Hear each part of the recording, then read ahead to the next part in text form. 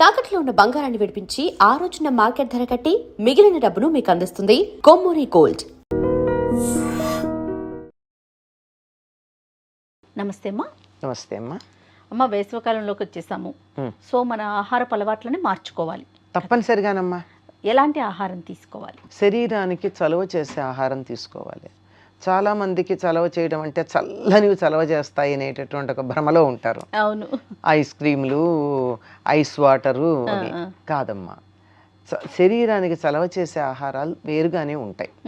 ఎక్కువగా చెమట పట్టి శరీరంలో ఉన్నటువంటి లవణాలన్నీ కోల్పోతాం గనక తప్పనిసరిగా ఉప్పు పులుపు ఎక్కువ ఉన్న పదార్థాలు తీసుకోవాల్సినటువంటి అవసరం ఉంటుంది. ప్రకృతి కూడా మనకు అటువంటివే ఇస్తుంది.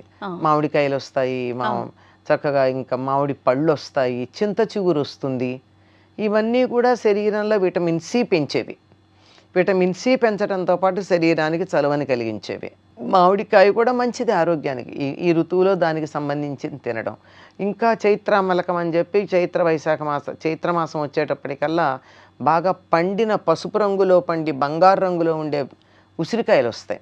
ఇవన్నీ కూడా ఆరోగ్యానికి చాలా మంచివి. వీటన్నిటిని స్వీకరించడం చాలా అవసరం. వీలైనంత వరకు మంచినీళ్ళు తాగుతూ ఉండాలి. ఈ మంచినీళ్ళు కూడా ఫ్రిడ్జ్లో కాదమ్మా, కుండలో. ఇది రాగి బిందె చాలా శ్రేష్టమని అందరూ ఈ మధ్య రాగి బిందెలు వాడుతున్నారు. వేసంకాలం వచ్చింది, ఇంకా రాగి బిందెలు పక్కన పెట్టి కుండలు తీసుకోవాలి. ఓకే, మట్టి కుండ తీసుకుంటే మట్టి కుండలో ఉన్న నీళ్లు మన శరీరానికి చక్కగా తగినటువంటి ఉష్ణాన్ని కలిగిస్తాయి. అందువల్ల రాగితో కాకుండా మట్టి కుండల్లో ఉన్న నీళ్లు, దాని మీద మట్టి మూకుడు పెట్టడం చాలా ప్రధానం. అది మర్చిపోతూ ఉంటాం మనం.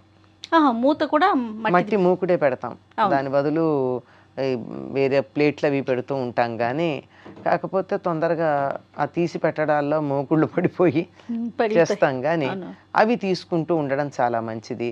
తర్వాత శరీరానికి వేడి చేసే కాఫీ టీలు వీలైతే మానడం మంచిదమ్మా. చాలామంది మానలేరు, కానీ తగ్గించండి. మానలేనప్పుడు తగ్గించటం ప్రధానం. దాని బదులు వేడివేడిగా ఏమన్నా తాగాలంటే రాగిజావ ఉండనే ఉంది కదా, అంతే. ఇంకా శరీరానికి చలవ చేయాలంటే సబ్జా గింజలు. ఈ మధ్య చియా సీడ్స్ అంటున్నారు, రెండూ ఒకటే దరిదాపుల్లో. ఏమన్నా వెరైటీలో తేడా ఉంటుందేమో కానీ రెండూ ఒకే జాతివిలా ఉన్నాయి. గింజలు అలాగే ఉన్నాయి. ఎవరో చియా సీడ్స్ ఇస్తే చూశాను. అవి నీళ్లలో వేస్తే సరిగ్గా సబ్జా గింజల్లాగానే ఉబ్బాయి కనుక ఆ సబ్జా గింజలు వేసినటువంటి నీళ్లు దాంట్లో కొద్దిగా అలాగే తాగడం మనకి ఇబ్బంది అనిపిస్తే ఒక 4 చుక్కల నిమ్మరసం, ఇంకా తక్కువ పించ్ ఆఫ్ సాల్ట్ వేసుకుని తాగినట్టయితే శరీరానికి కావాల్సిన చల్లదనం కలుగుతుంది. లోపల ఉన్నటువంటి జీర్ణకోశంలో ఉన్నటువంటి చెత్తా చెదారం కూడా బయటికి వెళ్ళిపోయేటటువంటి అవకాశం ఉంటుంది. ఇంకా శరీరానికి చలవ చేసేటటువంటిది పుదీనా ఒకటి ఉంది, అలాగే మజ్జిగ. ఇక కాఫీ టీల బదులుగా ఏదన్నా తాగాలనిపిస్తే పల్చని మజ్జిగమ్మ. 1 కప్పు పెరుగుకి 8 కప్పుల నీళ్లు కలిపి బాగా చిలికి, ముందరే చిలకాలి. నీళ్లు పోసాక చిలికితే కుదరదు కనుక ఒక పెరుగుని కొంచెం నీళ్లు పోసి చిలికి మొత్తం మీద 8 కప్పుల నీళ్ళు దాకా పోయాలి. అలా పోసి దాంట్లో ఒక నిమ్మాకు కానీ దబ్బాకు కానీ వేసి మంచి వాసన వస్తాయి. దాంట్లో కొంచెం ఉప్పు వేసి, ఈ రోజుల్లో ఇంకొంచెం జీలకర్ర పొడి కూడా వేసుకుంటున్నారు కావాలని. ఇవన్నీ వేసుకుని ఇంకా అందుబాటులో ఉంటే కాస్త నిమ్మరసం పిండుకుని అది కానీ అరగరగా తాగుతూ ఉన్నట్టయితే చాలా మంచిదమ్మా. అందుకే అసలు ఒకప్పుడు ఏమనేవారంటే ఈ మజ్జిగని దాహం అనేవారు. దాహం పుచ్చుకుంటారంటే మంచినీళ్ళు అనుకునేవాళ్ళం మనం, కాదు మజ్జిగ అనే అర్థం. ఇప్పుడు మన లస్సీలని చిక్కటి మజ్జిగ తాగుతాం. చిక్కటి మజ్జిగ తాగితే అది ఆహారం అవుతుంది, కానీ శరీరంలో చలవ కలిగించేటటువంటి దాహం తీర్చేది కాదు. వీలైతే ఈ మజ్జిగని కూడా ఫ్రిడ్జ్లో పెట్టకుండా కుండలో పెట్టుకుంటే మంచిది. చిన్న చిన్న కుండలు దొరుకుతాయి కదా, ముద్దుగా ఉంటాయి. ఆ కుండల్లో కనుక ఈ మజ్జిగ తయారు చేసి పెట్టుకుని ఆరగారగా ఎప్పుడు కావాలంటే అప్పుడు ఇవి తాగుతూ ఉండడం మంచిది. వీటన్నిటికన్నా కూడానమ్మా చిన్న పిల్లలకి బాగా ఉండాలి అంటే పసిపిల్లలైతే చిట్టుడుకు నీళ్ళని ఇచ్చేవారు. అంటే అన్నం ఉడుకుతూ ఉండగా ఉడుకు చిట్టుడుకు అనమాట. ఉడుకు పట్టంగానే ఆ నీళ్లు తీసి పక్కన పెట్టి దాంట్లో కొద్దిగా ఉప్పు మజ్జిగ చుక్కలో వేసి పిల్లలకి అన్నప్రాసన అయిపోయిన దగ్గర నుంచి 1-2 ఏళ్ళు వచ్చేదాకా ఈ నీళ్లు కాసిన ఇచ్చేవాడు. వాళ్ళు రుచిగా ఉండడానికి అందులో నిమ్మరసం పిండి కానీ మజ్జిగ వేసి కానీ వాళ్ళకి నచ్చేటటువంటిది ఏదో ఒకటి చేసి ఇవ్వడం. కాస్త తినడం వచ్చినటువంటి పిల్లలు కనుకున్నట్టయితే వాళ్ళకి రాత్రి అన్నం దాంట్లో పాలు వేసి తోడు పెట్టి పొద్దున్నే పెట్టేవారు. అన్నంలోనే అంటే తోడు వేసేసి పాలు కలిపేసి అన్నంలో పాలు వేయాలి. అమ్మ అన్నం ఒక కప్పుడు తీసుకున్నామమ్మా, తీసుకుని ఆ కప్పుడు కొంచెం పెద్ద పాత్రలో తీసుకుని కప్పుడు కన్నా ఆ అన్నం నిండేదాకా పాలు పోయాలి. అన్నం నిండేదాకా పాలు పోసి దాంట్లో గోరువెచ్చని పాలు దాంట్లో తోడు గనక పెట్టినట్టయితే ఆ తెల్లవారేటప్పటికి చక్కగా తోడుకుంటుంది, అన్నంతో సహా తోడుకుంటుంది. దాన్ని వీలైతే సూర్యోదయానికన్నా ముందు గనక తిన్నట్టయితేనమ్మా ఇట్లా ఉన్న పిల్లలు ఇట్లా తయారవుతారు. ఓ బలంగా అవుతారు, బలంగా తయారవుతారు. మంచి టోనింగ్ అప్ అంటారే, అవునవును, శరీరంలో ఉన్న కండరాలన్నీ టోనప్ అవుతాయి. వేసవి కాలంలో గనక అలా తిన్నట్టయితే ఎండ దెబ్బ తగలదు, బాగా బలంగా ఉంటారు. ఇంకా మాకు చిన్నతనంలో ఏం చేసేవారంటే వేసవికాలం రాగానే అన్నం కుండల్లో ఉండి కొయ్యతడ్డుతో దాన్ని కలిపి వడ్డించేవాళ్ళు మాకు. అంటే పొద్దున్నే చద్దన్నాలు తినేవాళ్ళం అమ్మా. ఈ రాత్రి పెరుగన్నం కొద్ది మందికి, ఎవరికైతే అనారోగ్యం ఉందో వాళ్ళకి.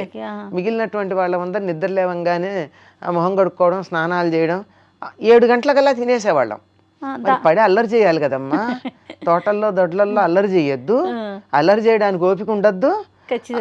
అందుకని చద్దన్నాలు తినే అలవాటు ఉంది. చద్దన్నం అంటే రాత్రున్నది ఉంటే ఉండడం, అది కొద్దిగా ఉంటుంది, కానీ ఎక్కువ మంది ఉంటే ఎంత చద్దన్నం ఉంచుతారు. అందుకని ఈ కుండల్లో వండి చలవ చేస్తుంది. మేహపు ఉడుకు అంటారు, అది లేకుండా ఉండడానికి కుండలో ఉండి కొయ్యతెడ్డు, అసలు మెటల్ పనికిరాదు, దాంతో వండి మాకు పెట్టేవాళ్ళు. దాంట్లో ఏదో ఇంత గోంగూర పచ్చడో ఆవకాయో ఇంత నెయ్యి వేసుకొని, నెయ్యి కొంచెమే నెయ్యి వేసుకుని, ఇంత మీగడ, కొంచెం నెయ్యి ఇంత మీగడ వేసుకుని తినేసి, ఆవకాయ పచ్చడి కానీ పండుమిర్చిలో కానీ మీగడ వేసుకొని తింటే అసలు వెన్న మాకు వెన్న లేనప్పుడు మీగడ. వెన్న అప్పటికప్పుడు మజ్జిగ 6:30-7 లోపల నోట్లో నీళ్ళు వస్తున్నాయి. పొద్దున్నే 6:30-7 లోపల మజ్జిగ చేసేసేవాళ్ళు కదా, మజ్జిగ చేసేసేవాళ్ళు. అవి వేసుకుని పొద్దున చద్దన్నంలో మాత్రమే పెరుగు, ఆ మధ్యాహ్నం నుంచి పెరుగు వేసుకోవడానికి వీల్లేదు. మజ్జిగ అన్నాలు. రాత్రి అయితే అసలు పెరుగు దరిదాపులోకి రాకూడదు, ఆరోగ్యానికి మంచిది కాదని. అంచేత ఎంత పాడన్నా ఉండనియండి, చిక్కటి మజ్జిగ వేసుకోవడం తప్ప అస్సలు మజ్జిగ ఉండేది, పెరుగు వేయడం ఉండదు. పొద్దున పిల్లలకి మాత్రమే వెన్నలు, పెరుగు ఇలాంటివన్నీ ఉండేవి. ఇవన్నీ వేసుకుని అల్లరి చేసేసేవాళ్ళు. మళ్ళీ మధ్యాహ్నం 11-12 లోపల పూజలు వంటలు అయిపోయి పెద్దవాళ్ళు భోజనం చేశాక వాళ్ళు ఎప్పుడు భోజనం చేస్తారా అని ఎదురు చూసేవాళ్ళం. మళ్ళీ మధ్యాహ్నం భోజనానికి 3 పూట్ల తినేవాళ్ళం అమ్మ, ఆనందంగా తినేవాళ్ళం. అయిపోయేది సాయంకాలం 4:30-5 కల్లా వాతావరణం కొంచెం చల్లబడుతోంది అనగానే స్నానాలు మొదలుపెట్టి, సాయంకాలం వేడి నీళ్ళ స్నానాలు, పొద్దున చన్నీళ్ళ స్నానాలు. దీనికి ఒక లెక్క ఉందమ్మా. ఎండ దెబ్బ తగలకుండా ఉండాలంటే వేడి నీళ్ళు స్నానం చేయాలి. అందుకని సాయంకాలం 4:30-5 అయ్యేటప్పటికి పెద్దవాళ్ళు టీ తాగుతూ ఉండేవాళ్ళు, మేము కూడా అలా చూస్తూ ఉండేవాళ్ళం. కొంతమందికి కదా టీ తాగడానికి, టీ తాగకో పొయ్యి ఉండేది, పొయ్యి మీద నీళ్లు కాచుకునేవాళ్ళం. హాయిగా వేడి నీళ్ళు స్నానం చేసి 6:30-7 లోపల రాత్రి భోజనాలు అయిపోయేవి. బోళ్ళు మంది ఉండేవాళ్ళం. అందరం 6 బయట మంచాలు వేసుకుని పడుకుని ఆ నక్షత్రాలని చంద్రుడిని చూసుకుంటూ కబుర్లు చెప్పుకుంటూ ఎన్నో కబుర్లు, కథలు, కాలక్షేపాలు, కాకరకాయలన్నీ జరిగేవి. అంటే వాతావరణాన్ని బట్టి, పరిస్థితులను బట్టి కూడా మన ఆహారపు అలవాట్లు ఉండేవి, మార్చుకోవాలి. ఇప్పుడు ఇదే ఆహారాన్ని మనం స్కూల్ తెరిచాక చేస్తాము వింటర్లో అన్నది చెప్పలేదు. వింటర్ అయితే మళ్ళీ రాగి బిందెల్లో నీళ్లు, వేసంకాలం అయినట్టయితే కుండల్లో నీళ్లు, అంతే కదా, తేడా ఉంటుంది. ఇంకా మధ్యాహ్నం అయితే మాకు టిఫిన్స్ చాలా బాగుండేవి. ఏమిటవి? ముంజలు, తాటి ముంజలన్నీ తిన్నాక మళ్ళీ మనకు కడుపు నొప్పి రాకూడదు కదా, అందుకని తొక్కతో ఉన్నటువంటి మామిడికాయ ముక్కలు తినాలి. దీనికి అది విరుగుడా? దానికి అది విరుగుడు. పైగా అది కూడా ఇబ్బంది కలిగించకుండా ఉండాలంటే 4-5 తాటి ముంజలు మామూలుగా తిన్నా కాయ 4-5 అంటే 4-5 కాయలు అనమాట. ఓహో. తిన్నా చివరి దాంట్లో మాత్రం దాని పైన పెచ్చు Layer ఉంటుంది, ఉంటుంది కదా. పెచ్చుతో సహా తిని ఓకే. అది తింటే అది కొంచెం అరుగుతుందన్నమాట. అయ్యాక మామిడికాయ ముక్కలు తినేస్తే అది బాగా అరుగుతుందని. పనస్తొనలు ఇవి వేసవి కాలానికి సరిపోయి. తాటి ముంజలు ఎంత చలవ చేస్తాయమ్మా, ఎంత బలం కలిగిస్తాయి. ఇలా కొబ్బరి నీళ్ళు ఇలాంటివి. ఇది వేసవి కాలానికి సరిపోయినటువంటి ఆహారం. ఇలాంటి ఆహారాలు మేము తినట్లేదు, పిల్లలకి పెట్టలేకపోతున్నామమ్మా. పల్లెటూళ్ళల్లో మన వాళ్ళు ఎవరన్నా ఉంటే వాళ్ళ దగ్గరికి పంపించేసేయడమే. అంతే అంతే, అక్కడైతే వీలవుతుందేమో. వీలవుతుంది. నేను మా పిల్లలందరికీ వేసవికాలం సెలవులు వస్తే నాకు వీలైనా కాకపోయినా పిల్లల్ని పంపించేసేదాన్ని. ఎందుకంటే వాళ్ళ పల్లెటూరు, ఆ వాతావరణం, ఆ సీమ చింతకాయలు, ఆ ఈత పళ్ళు, వాటి విలువ తెలియాలి కదా. అవును అవును. అవంటే ఏమిటో తెలియాలి కదా, ఎలా ఉంటాయో తెలియాలి కదా. ఏదో స్పెన్సర్స్లో కొనుక్కున్నవి కాదుగా మనకి, వాటి ఒరిజినల్గా ఎలా ఉంటాయో తెలియాలి గనక అక్కడికి వెళ్ళి వాళ్ళు బాగానే వాళ్ళ జీవితాలని ఆనందించటానికి మనం కనీసం సౌకర్యం కలిగించాలి, మనం ఇవ్వలేకపోయినా. అవును, రైట్. ఇది చాలా ఆరోగ్యం అమ్మా. ఇవి మజ్జిగ ప్రధానం, పల్చటి మజ్జిగ. సంతోషం అమ్మా. నమస్తే అమ్మా. And for more videos, please subscribe to iDream. Please subscribe to iDream. Please subscribe iDream. And please subscribe to iDream. For more videos, subscribe to iDream.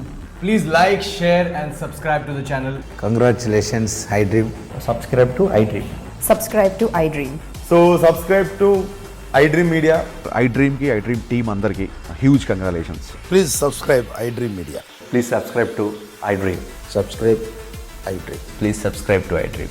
iDream అంటే నా కళల ఛానల్ సబ్స్క్రైబ్ చేసుకున్న నోరు తిరుగుతలేదు, మీరైతే గంట గుర్తు కొట్టండి. For more such videos, please subscribe to iDream.